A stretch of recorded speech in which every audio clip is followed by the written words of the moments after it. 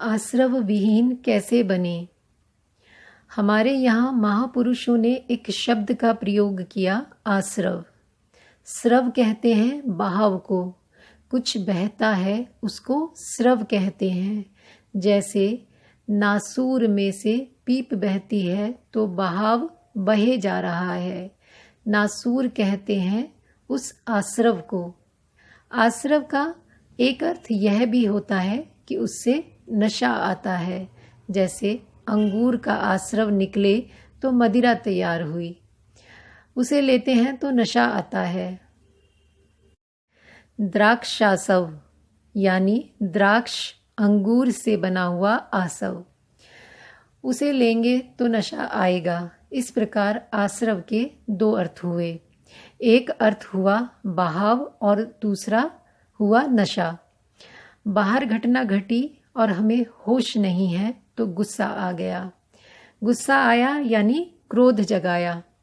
क्रोध जगाते ही भीतर क्या होने लगा, एक जीव रासायनिक प्रतिक्रिया होने लगी। एक विशेष प्रकार का रसायन तैयार होकर हमारी धमनियों में जो रक्त बहता है उसके साथ बहने लगा, यानी रक्त के साथ एक आश्रव बहने लगा। ऐसा रसायन बहने लगा जो हमें बड़ा बेचैन बनाएगा। मन और शरीर एक दूसरे को इतना प्रभावित करते हैं कि जैसे ही मन में क्रोध जगा वैसे ही एक प्रकार का जीव रसायन पैदा हुआ और खून के साथ बहने लगा और तुरंत बेचैनी जगने लगी, क्योंकि यह रसायन इसी प्रकार का है। वह आश्रव इसी प्रकार का है। इसके बहाव से हम बहुत बेचैन हो गए। बेचैन हो गए तो और गुस्सा आया, गुस्सा आया तो बहाव और तेजी से बहा, बहाव और तेजी से बहा तो और गुस्सा आया, गुस्सा आया, आश्रव बहा, आश्रव बहा, गुस्सा आया। यह दुष्चक्र बढ़ता ही गया, बढ़ता ही गया। घंटों गुस्से में सुलगते रहे, क्योंकि हर गुस्सा भीतर एक ऐसा रासायनिक बहाव पैदा करता है, आश्रव पैदा करता है, जिस आश्रव की वजह से हम और ज़्यादा क्रोधित होते हैं। और क्रोधित होते हैं तो और आश्रव पैदा होता है, उसका अंत कहाँ होगा। महापुरुषों ने रास्ता बताया, इसे देखो, जैसा है वैसा देखो। देखने लग जाओगे तो इसके बाहर निकलना शुरू हो जाएगा। इस प्रकार से वासना जागी तो एक तरह का रसायन बहना शुरू हुआ। उस रसायन की वजह से वासना और तेज हुई, वासना तेज हुई तो रसायन और तेज हुआ। दुष्चक्र फिर चल पड़ा। इस प्रकार भय जागा तो भय की संवेदना के साथ एक तरह का आश्रव बहने लगा। भय और बढ़ा तो आश्रव और बढ़ा, बढ़ता गया, बढ़ता गया। हम घंटों व्याकुल रहे। हम विकार पर विकार जगाते ही चले जाते हैं तो किसकी हानि करते हैं, अपनी ही हानि करते हैं। महापुरुष इस बात को देख लेते हैं तो रास्ता बताते हैं कि जब जब अंदर ऐसे जीव रासायनिक प्रक्रिया होनी शुरू हो जाए तो उसको देखना शुरू करो। मानस का वह चौथा हिस्सा जो प्रतिक्रिया कर रहा था वह इससे कमज़ोर पड़ना शुरू हो जाएगा, और मानस का पहला हिस्सा जो केवल देखने का काम करता है वह बलवान बनना शुरू हो जाएगा। हमने अपनी हालत यह बना ली है कि दृष्टा भाव से देखने वाला पहला हिस्सा बिल्कुल दुर्बल हो गया है, और जो प्रतिक्रिया करने वाला भोक्ता भाव वाला जो चौथा हिस्सा है वह बड़ा बलवान हो गया है। जब देखो तब प्रतिक्रिया करता है, कभी भय की करता है, कभी क्रोध की करता है, कभी ईर्ष्या की करता है, कभी वासना की करता है और कभी अहंकार की करता है। हमें व्याकुल ही बनाता जाता है और हम पागल हो जाते हैं।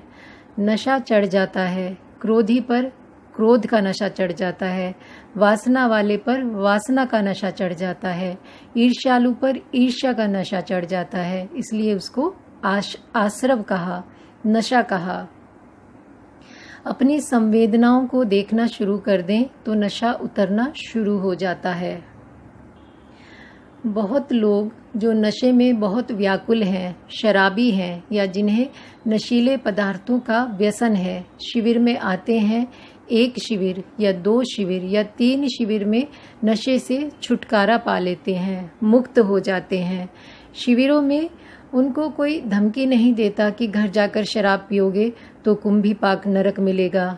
यह सिखाया जाता है कि देखते जाओ भीतर क्या हो रहा है। देखते देखते बात समझ में आने लगती है कि नशा शराब का नहीं है। ऊपर ऊपर से ऐसा लगता है कि मुझको शराब से लगाव हो गया। वस्तुतः शराब से लगाव नहीं हुआ। जब जब शराब पीता है तो भीतर एक प्रकार की संवेदना चलती है। शराब से एक संवेदना चली, उस संवेदना से आसक्ति हो गई। बार बार वह संवेदना चाहिए, बार बार वैसी अनुभूति चाहिए। याद करता है, वैसी संवेदना चाहिए तो मचलता है, जरा सा फिर पी लूं।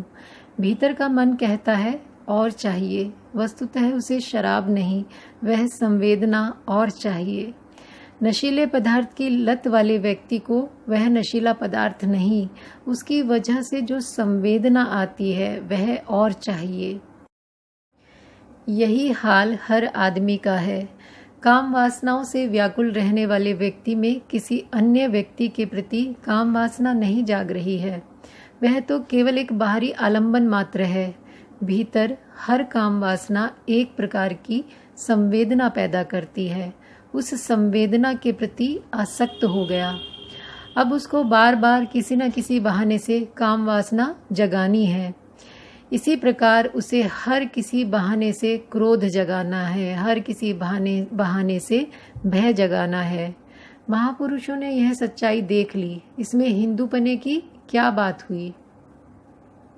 इसमें जैन पने की, बौद्ध पने की, ईसाई पने की या मुस्लिम पने की क्या बात हुई? यह तो कुदरत का कानून है। प्रत्येक व्यक्ति जो अपने भीतर इस प्रकार के जीव रासायनिक पदार्थ का सृजन करेगा, व्याकुल होता चला जाएगा, नशीला होता चला जाएगा। जब विपश्यना करने लगेगा तो उसका वह नशा उतरता चला जाएगा, उसका वह आश्रव कम होता चला जाएगा। अब शरीर में रासायनिक क्रिया इतनी नहीं होती जितनी पहले होती थी। ऐसा होते होते खिन्नासव आश्रव विहीन हो जाएगा। जब अनाश्रव हो गया, आश्रव नहीं रहा तो मुक्त हो गया। उसी को भारत की भाषा में मुक्त कहते थे। जीवन मुक्त हो गया। इसी जीवन में मुक्त हो गया। उसने आश्रव जो समाप्त कर लिया। एक आदमी केवल आश्रवों का पाठ करता है, क्षीणाश्रवों का पाठ करता है, अनाश्रवों का पाठ करता है। ऐसा केवल पाठ करने वाला व्यक्ति, केवल कर्म कांडों में पड़ा हुआ व्यक्ति धर्म नहीं समझ पाएगा। वह हिंदू धर्म में उलझा रहेगा, जैन धर्म में उलझा रहेगा, बौद्ध धर्म में, मुस्लिम धर्म में, ईसाई धर्म में उलझा रहेगा। उसको धर्म समझ में नहीं आएगा, उसको कुदरत का कानून समझ में नहीं आएगा। भगवान बुद्ध कहते हैं, जो संप्रदायवादी है, विपश्यना उनकी विषय भूमि नहीं है, उनकी गोचर भूमि नहीं है। अपने भीतर धर्म का दर्शन करना, अपने भीतर सच्चाई का दर्शन करना, विपश्यना करना, यह किसी संप्रदायवादी का काम नहीं। वह कर ही नहीं पाएगा। जब बैठेगा यह विचार करेगा कि हमारी दार्शनिक मान्यता तो यह है, उसका क्या हुआ, उसका भी थोड़ा सा ध्यान करें। सच्चाई को तो छोड़ देगा, अपनी मान्यताओं का ध्यान करेगा। बार बार मन ही मन वे मान्यताएं ही दोहराएगा। वह कहाँ देख पाएगा कि मन और शरीर की परस्पर प्रतिक्रिया क्या है, इस नाम और रूप की परस्पर प्रतिक्रिया क्या है, इन प्रतिक्रियाओं के कारण कैसे विकार जगते हैं, कैसे उनका संवर्धन होता है, कैसे इस संवर्धन को रोका जा सकता है और कैसे इनसे नितांत विमुक्त हुआ जा सकता है।